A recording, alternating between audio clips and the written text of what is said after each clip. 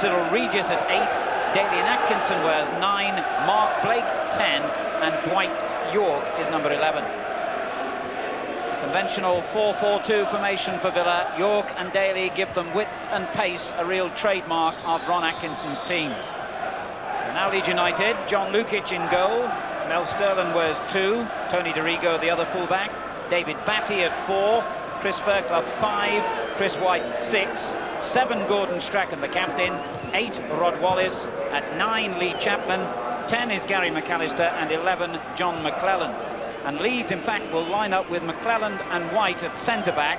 They're experimenting with Fairclough being used in a man-to-man marking role against Tony Daly. Together. And certainly they're amongst the posse of players waiting for Richardson's free kick to come in. And you were right.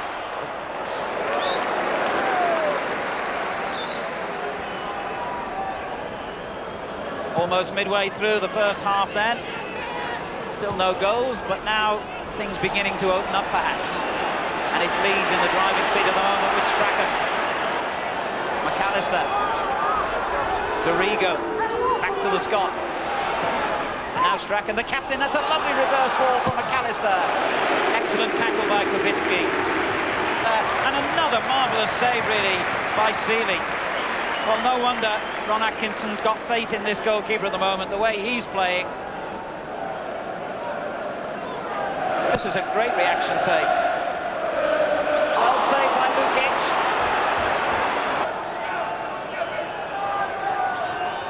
Richardson with the corner. Not a particularly good one. Chapman got it away, but he can try again. No, he opts for Staunton. White's clearance to Strachan. Marigo breaking forward. McAllister. Looks promising this for Leeds. Wallace on the far side. Pulls it back for Sterling. Got in the way of his own player's shot there, David Batty. And that's excellent play by York. Atkinson.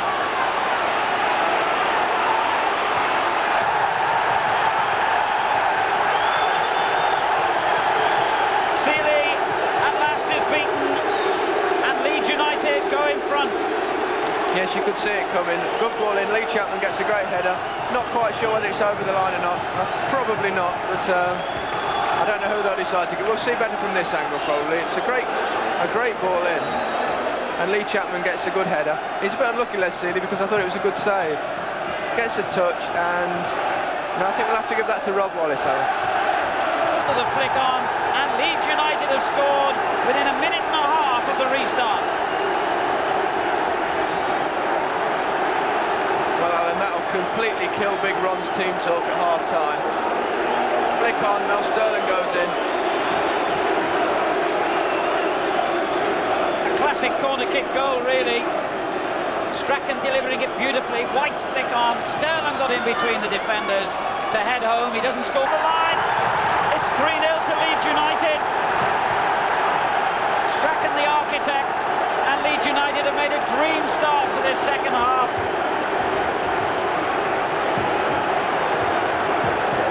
Well, surely there's no way back for Villa now. Great little play between McAllister and Strachan there. Great corner move.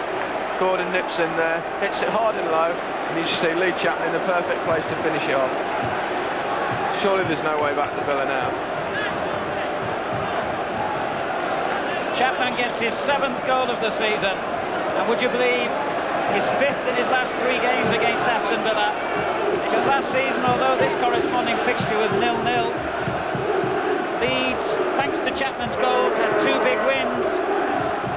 5-2 in the league game at Ellen Road and 4-1 in a Rumbelows Cup tie on the same ground. And they're looking to repeat that feat again today now with Wallace brought down by McGrath. McGrath could be in a bit of trouble here with the referee. I feel certain he'll be cautioned at least. Depends how the referee saw that. Was Wallace on his way and in a good goal-scoring position is the question Mr. Butch has to decide upon.